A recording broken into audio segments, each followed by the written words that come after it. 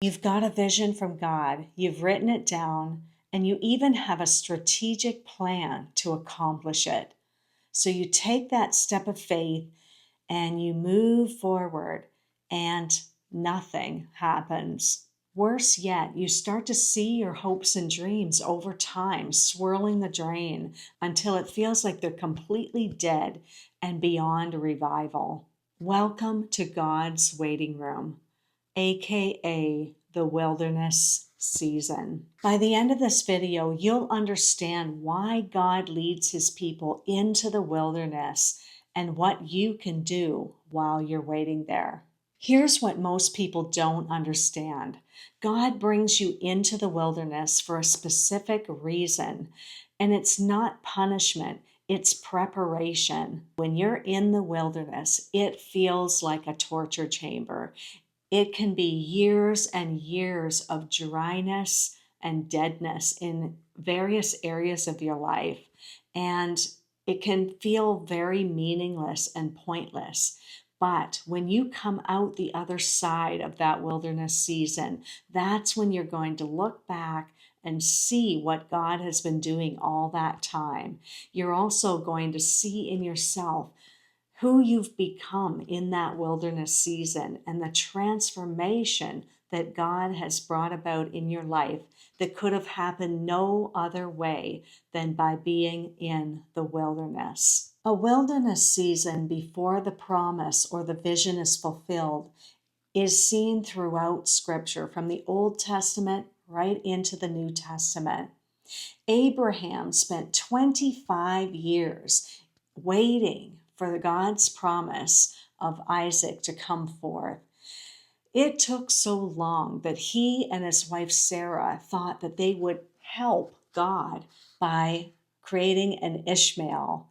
And regardless of this mistake that they made, God did not falter. He continued on his timeline and brought Isaac at the exact time that he had ordained. Their promise was still in God's slow cooker.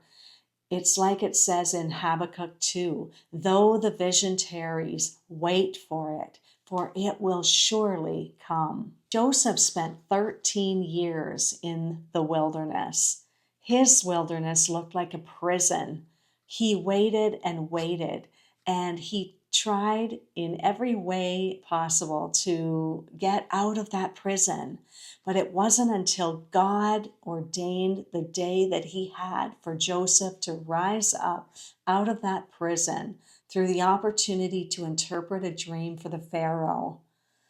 But until that time, Joseph died to his dream. He died to himself. He died to his pride, and he died to his selfish ambition. And it was then that he was ready to become second in command only to Pharaoh and to bring solutions in a time of famine. Moses spent 40 years in the literal wilderness before leading God's people out of Egypt. He tried in his own strength, but quickly realized that delivering God's people from the hands of the Egyptians was something he could never do in his own strength.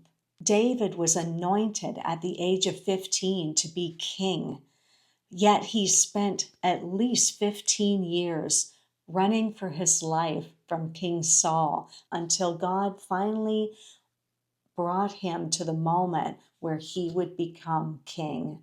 Jesus spent 40 days in the wilderness being tempted by the devil in every way possible before he even began his amazing ministry. The wilderness is nobody's dream vacation. It's a place of death, death to your dreams, death to your hopes even, and death to faith for some people. Some people die in the desert. They never come out again because they've been so disillusioned with God. But if you will hold on to God in the wilderness, you will come out stronger. You will come out better, and you will come out prepared for that vision that God has given you. Without a wilderness season, I don't believe that anyone can accomplish what God's called them to do, because first there must be that death to self. The wilderness is a place of transformation, not only of you, but even for the vision from God that you've received as you have perceived it. If you choose to trust God in the wilderness and grow closer to Him, not farther away, He will transform you. And not only that, He'll bring you out better than you were before. Here's the beautiful thing about the wilderness: you don't exit the same way you entered. Song of Solomon 8, verse 5 says, "Who is this coming up out of the wilderness, leaning on her beloved?" That's a beautiful picture of someone coming out of a season of wilderness where, yes, you've lost many things. You've lost people. You've lost maybe positions and jobs. Only God knows the path that He has for you to take into the wilderness. But as you come out of that wilderness, you are closer to God than you've ever been before, because the wilderness is a place of death to your independence. You go in independent and self-reliant, but you come out dependent on God, fully dependent on God, and leaning on your beloved, knowing that in His strength alone you can accomplish the vision. You come out knowing who you are and whose you are, and that's something no one can ever take from you. I've experienced many wilderness seasons in my life, and some longer than others. Now, your wilderness season could be long or it could be short. It all depends on what God's doing in your life. My most recent wilderness season was many years, 5+ years, and it was a death to a lot of things. I had done missions work with King's Daughter Ministries, and I'd gone to Cuba and India and done different projects, but nothing was happening with King's Daughter Ministries. It just felt like it was sitting on a shelf. And I began to wonder. I knew that God had called me to start it, but I began to wonder if it had any purpose left. I was just thinking I would let it die a slow death unless God showed me He still had purpose for it.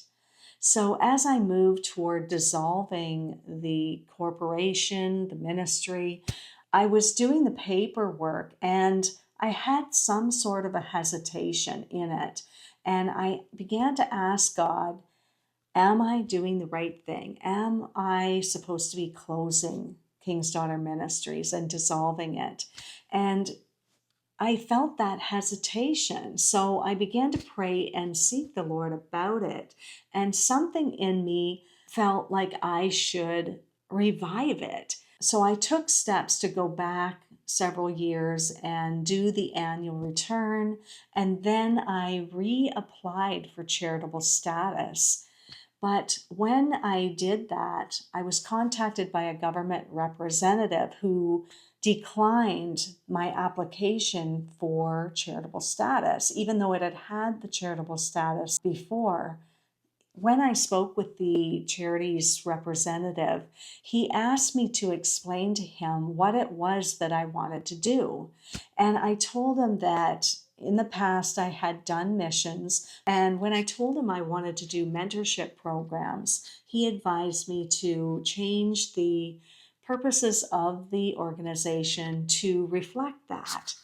And if I didn't, then I would not be receiving the charitable status again. So I thought about it, and part of me wanted to just say, well, so be it.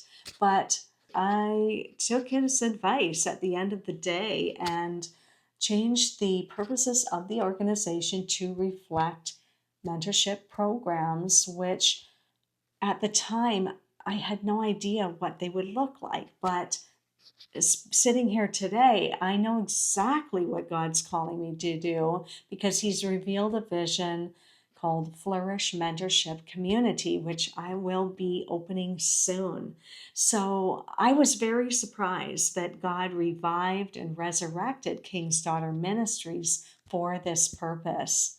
So something that was dead came to life, but it actually looked different this time than it did in the past. At the same time, God had me restructure Providence Coaching. So my business, which appeared dead from all angles, suddenly started to come to life again. And once again, there was a lot of change and adjustments to be made as I restructured the business to come more into alignment with God's plan to build His people and His kingdom.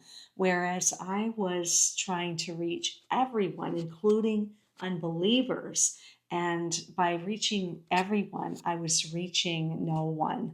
So God really brought a lot of changes in the wilderness to the vision for both King's Daughter Ministries and Providence Coaching, not to mention the transformation in myself with the death to all those dreams that I had, the visions and my hopes and relationships were falling away. It was a really, really dry season of wilderness. But when I look back, I say, wow, God, thank you for doing what you've done because there's freshness, there's newness, and there's room for new relationships and just new everything. So, what are the reasons that God takes us into the wilderness, and how should we respond? The wilderness is God's transformation chamber where dependence on self must die. You learn one way or another, the fast way or the slow way, that God's vision cannot be accomplished on your own, but you will need to lean on Him and depend on Him 100% to see that vision come to pass. Another thing that happens in the wilderness is that your intimacy with God grows. You grow closer to God because in some cases, God is all you have left. In the wilderness, your identity changes from self-made to God-dependent, leaning on His strength, His wisdom, and His insight and understanding versus your own. In the wilderness, your character develops. As the winds of adversity blow, your roots grow deeper in God. The fruit of the Spirit grows in dry and harsh seasons where everything that can be shaken is shaken. In the wilderness, your vision purifies. Like with my ministry and business, new things were being revealed and old things were falling away. The vision was becoming bigger. It was expanding to become something beyond myself and beyond what I could do. God removes what is man-made. That is, in your mind, what the ministry or business or whatever it is should look like. And God brings clarity about how He wants it to look. And finally, in the wilderness, relationships are pruned. There may be times where you've had a relationship for dozens of years, but all of a sudden that falls away. I'm not saying it always does, but it can. And it can be shocking and hurtful when that happens. But God is making room for new relationships, not in every case. So don't go divorce your wife or your husband just because I'm saying this. But God sometimes does remove people who've been there a long time to move them into a different season and you into a new season. God may also bring new people in, and that can be a sign that you're moving into that new season that He has for you. God is the director of your life. He's orchestrating all the details. In Act 1, Scene 2, there may be a certain person in your life, but then by Act 3, Scene 1, that person is not there anymore. And we can feel hurt by that and try to hold on to people, but we have to trust that God brings the right people at the right time, and He removes people from our lives sometimes for reasons even that we don't understand. The worst question you can ask when you're in the wilderness is, when will this ever end?